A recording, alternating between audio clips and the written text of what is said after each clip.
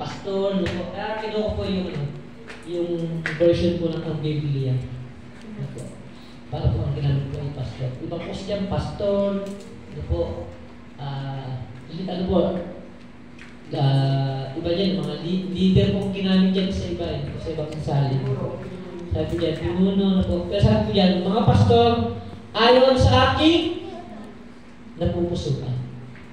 Kaya sabi ko dyan, ang pastor po ay galing sa puso ng Diyos. Amen. Yan po ay mga yan po ay napusuan ng ating Panginoon para maging leader po ng ating iglesia sa lugar po. Amen po ba? Amen. Po, sabi nga po na magpapakain sa atin ng kaalaman at ng unawa. Amen. Po. Kaya po sabi nga po napakalaga po na paalagaan po natin yung kanilang ginagawa. Kasi po hindi po mali magpakain ng salita ng ating Panginoon. Amen. Ano po? Sabi nga po ilang araw namin, ilang araw namin pinagpuyatan yung kalang gagawin mensahe. Ano po? Tapos pagkatid natin sa simbahan, hindi natin na sinasabi ng pastor. Ano po? Yung isip natin, nasa labas na agad. Nung makakapasok na natin, ano po? Pero yung utak natin, ano po, ay lumilipad na sa labas. Ano po? Sabi nga po, sila po ay naghahanda, nagpe-prepare po, yung mga tumatayo po rito po. Para sabi nga po, mapakain yung kongregasyon ng salita ng Panginoon. At yan po ay sa tulong at biyaya po ng ating Panginoon. Po, siyempre, hindi naman po sila magsalita lang dito. Po, para lang sa kanila, hindi para po sa ikaralan po ng ating Panginoon. Kaya po, medyo mabigat po yung responsibilidad mo po. Kasi sabi nga po, yung kanilang sasabihin ay yun po ang pinapasabi ng ating Panginoon. Kaya hindi ka pwede mag-invent mo lang yung sasabihin. Amen po ba? Kaya sabi ko po, we need to honor our pastor. Dahil, yung po sa tatlong bagay, ano po, sabi po dyan, dahil ang Diyos ang tumawag sa kanila, ano po, dahil sila ay regalo ng Diyos. At pangatlo po, dahil sila ay galing sa puso ng Diyos. Amen po ba? Sabi po dyan,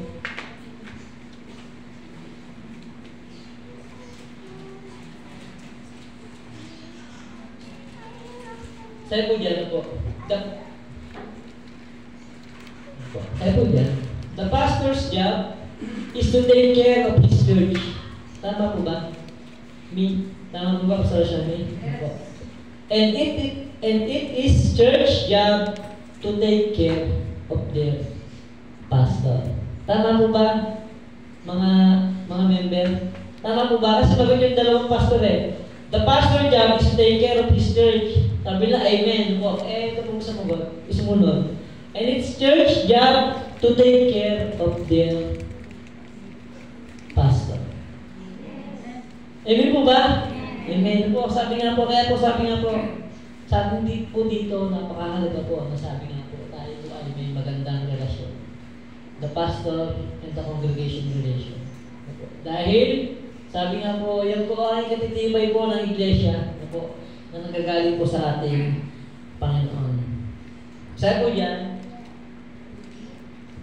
the relationship between pastor and the congregation is a vital for the health of the church, characterized by mutual responsibilities, support, and communication.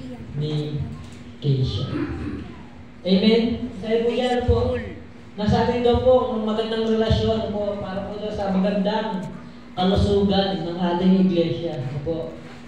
Sabi nga po, may responsibilidad, nagsusuportahan, at sabi nga po, merong magandang komunikasyon. Ano po? Sabi po yan, the pastor's role. Ano po ang role ng mga pastor po? Bago sabi nga po, alam natin na ang pastor po ay nagbibigay ng salita ng ating Panginoon po. Pero sabi nga po, hindi lang po yung role nila. Ano po? Sabi po dyan, The pastor served as a teacher, preacher, shepherd,